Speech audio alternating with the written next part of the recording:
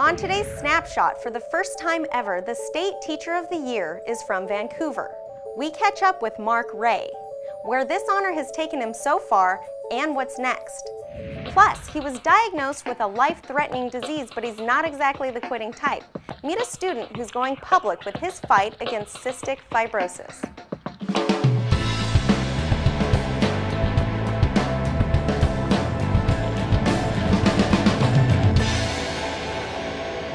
Hello and welcome to Snapshot. I'm Elena Buller. Nothing means more to a professional than to be recognized by your peers. And for Skyview High School teacher librarian Mark Ray, that recognition came in a big way this year. He was named the State Teacher of the Year this fall in a ceremony in Seattle.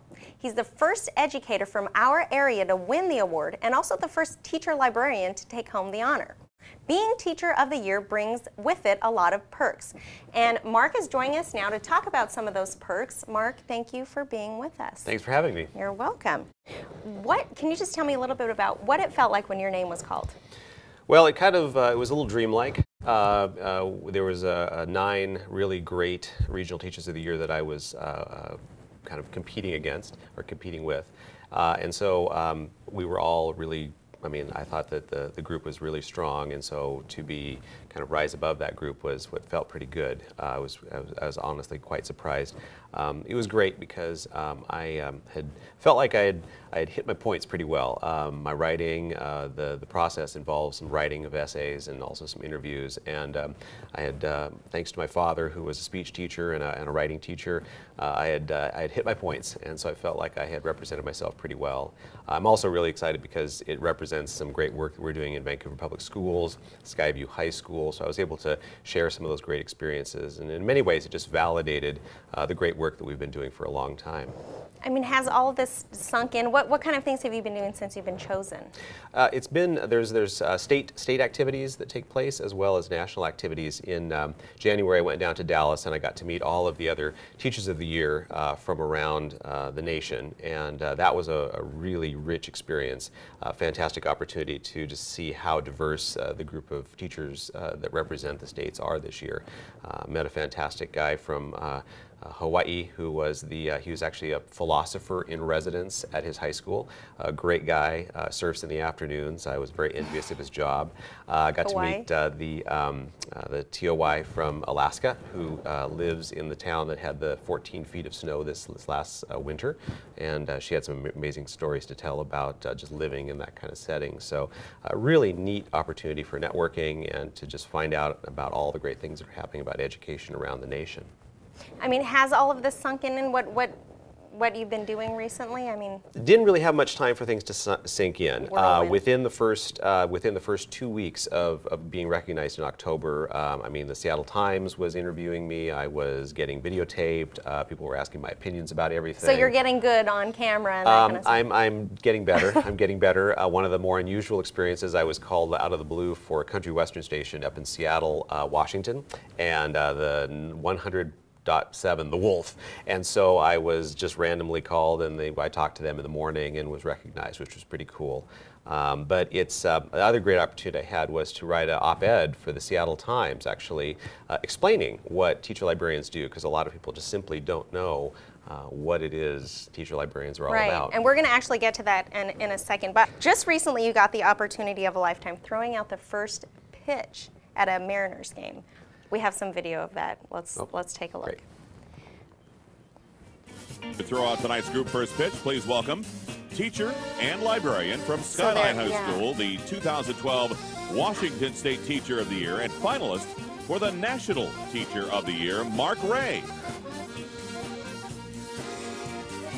Mark's actually from Skyview, not Skyline. Skyview High School.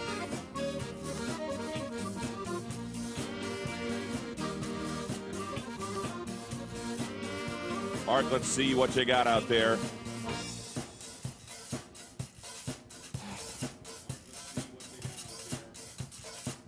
Right across the plate. Thank you, Mark. Thanks to all of our exceptional educators here with us this evening. We hope you enjoy the game, and thanks for all you do. Was that a strike?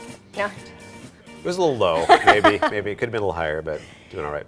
That was pretty cool. I mean, what was it like stepping out onto that field? I mean, it must have been pretty surreal. It's a very, very large field. I had been practicing the 60-foot 6 inches, the distance from the pitching mound to the home base, and so I've been practicing that. But you know, when you're doing that at a school ball field, it's a very different experience than when you get to Safeco Field. The catcher was a long ways away as far as I was concerned, and then the backstop went on forever. But I had some really good preparation. It was really interesting because I played a lot of baseball when I was a kid. You did, okay. And that was going to be my next question. I'm sorry. No, that's okay. So I had a boyhood friend actually that taught me how to play baseball, basketball, and football. Brian Beecham, I love you. Thank you for making me look good. And then I had some Eric Estes, who's the coach at Skyview High School, helped me, got me set up, and then a good friend, Jack Young, also was a pitcher in college, and so he gave me some tips and got me confidence. So when I was out there, I had great training, great preparation, so I just had to execute, and thankfully I didn't embarrass myself. No, you didn't. You did a really good job. That's great. But speaking about honors, your next honor, the biggest honor possibly, is coming up here. You're visiting Washington, D.C. Indeed. Yeah. Now is that for the finalist? Right. So the National Teacher of the Year will be recognized actually next week at this time in Washington, D.C. And all of the Teachers of the Year from around the states converge on Washington, D.C. And so we'll have an opportunity to meet the President. We'll have an opportunity, hopefully, on the White House lawn, if the weather permits, we'll be able to meet the President. And at that time, the National Teacher of the Year will be recognized. Oh, that's great. Now, if you perchance get to speak to him, do you have a question you want to ask or something that you want to say? I'm still deliberating on that. I'm tempted to make some comment about his first pitch because I've seen it on YouTube, and let me tell you, I did a little better than him. I'm sure he's got a better basketball toss than I do, yeah, but maybe. Baseball, I think I actually was able to do a little better. Good. But that probably be a little too personal, so I'll probably have some discussions about libraries or technology or something like that. So we'll see. Something a little more pertinent. We'll see. I think that's funny. You should ask him about baseball. It's an exciting opportunity, nevertheless. That's pretty great. I'll be ready for it when I get there. Now, I want to get back to what a teacher librarian does, because I don't think a lot of people really know. I mean, I didn't know. It's different than an in-classroom teacher. Can you kind of tell us about the differences there? Yeah, so teacher librarians, some people call them school librarians, some people call them library media specialists. Teacher librarians basically are teachers that work in the library and also work to support literacy and technology in the classroom and the library. This is a question that a lot of people asked as soon as I was recognized for Teacher of the Year, because many districts don't have teacher librarians because of budget cuts. And so Vancouver Public Schools has been very supportive of those programs and the role that we play. And so one of my jobs is, as I'm talking with the press and people at the national level, to kind of explain the role that we play. It's all about teaching students to be effective users of information and ideas. That's great. Now, I'm sure you've been thrilled to have all this going on, and you have another week or so of going to DC in that summer. Are you ready to settle down after it gets finished? I am. I'm not optimistic that things will settle down at the end of, well, certainly after we go to Washington, D.C., we also have a couple of activities. We'll be going back to Atlanta in the summer, and then we get to spend a week at Space Camp, actually. Oh, wow. All of the Teachers of the Year go to Space Camp for a week, and we get to learn how to be, I don't know, astronauts, I guess, something like that.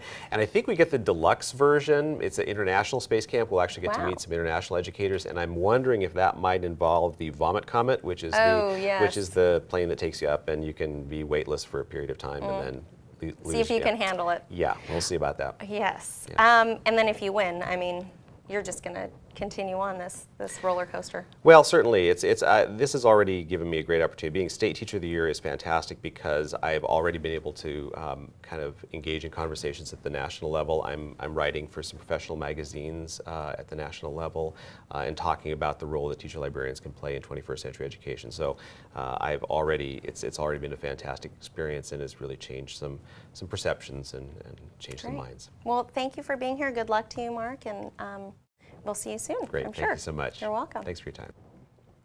When a child is diagnosed with a serious medical problem, that's about as unfair as it gets. But a Skyview student who has cystic fibrosis doesn't view his condition as an unfair burden. Instead, Matt Pozsgai views it as an opportunity to help others. Matt and his fight against CF are the focus of our Snapshot profile.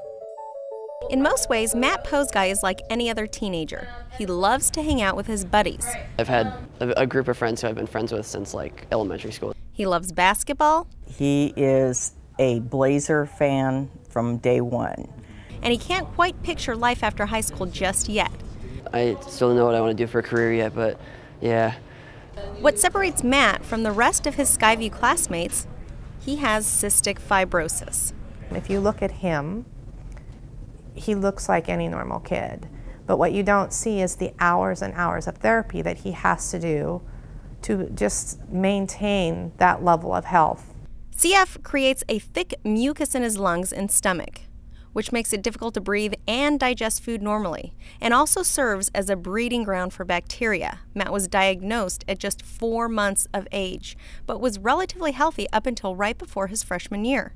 And he caught a really bad bacteria in his lung that has put him in the hospital 8 times in 2 years. He had IV antibiotics for 14 straight months. The bacteria kept him in bed and out of class. My freshman year, I only went like 28 days. And last year, my sophomore year, I went for about 3 months. When his health improved, Matt returned to Skyview for his junior year. Like last year when I first came back, people thought I was a new kid, but they didn't realize I was like actually technically a Skyview student. I just wasn't here. With his condition in check, Matt turned his attention to his classes. It's been about catching up. I'm still about, I think I have like 10 credits right now, and I'm a few credits behind. But it looks like right now I'm on track to graduate. As if scrambling to graduate and fighting a life-threatening disease aren't daunting enough, Matt's also taken up a new hobby, public speaking.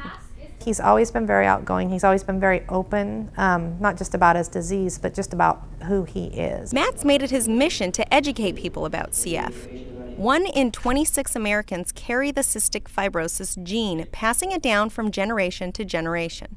Matt's mother has seen CF strike twice in her lifetime. 10 years before Matthew was born, I lost my best friend with cystic fibrosis, and I didn't know I was a carrier till Matthew was born. She and Matt work together to share their message. It's really, really, really hard to treat. Matt was a guest speaker at Alki Middle School's recent Wellness Day event. Middle schoolers aren't exactly known for their sensitivity, but he kept the audience rapt. Matt's speaking engagements are just part of the puzzle. He and his mother Mary, who works at Hazeldale Elementary, are the founders of the annual Great Strides Walk through Vancouver. It raises money for the Cystic Fibrosis Foundation. The walk keeps growing, and last year it brought in about $70,000. Almost every drug and therapy that's out there right now for Matthew to use is out there as a direct result because of funding from the Cystic Fibrosis Foundation. And so I know we're making a difference in not just Matt's life, but in the future of kids, with CF everywhere. Recent breakthroughs in medication and treatment mean longer and more fulfilling lives for CF patients. But those who know Matt say having a fulfilling life isn't a problem. He's not letting that hold him back. He goes out and does as much as he can. I would like to see him fulfill whatever dreams he has. He has tons of them right now because he's 17 and it changes daily, but I would just like to see him have every opportunity to fulfill a dream just like anybody else. As we mentioned, Matt and his mom organize a fundraising event, the annual Great Strides Walk, which benefits the National Cystic Fibrosis Foundation. They'll be walking through downtown Vancouver on May 12th. The event starts at 10 at Esther Short Park. Registration is at 9 a.m. For more information on this event and how you can get involved, go to the Foundation's website, cff.org. Just click on the Great Strides link on the top left-hand side of the page to sign up for a team. We're just about out of time. We want to thank Mark Ray for stopping by and also Matt and Mary Pozsgai for sharing their story. Until next time, I'm Elena Buller.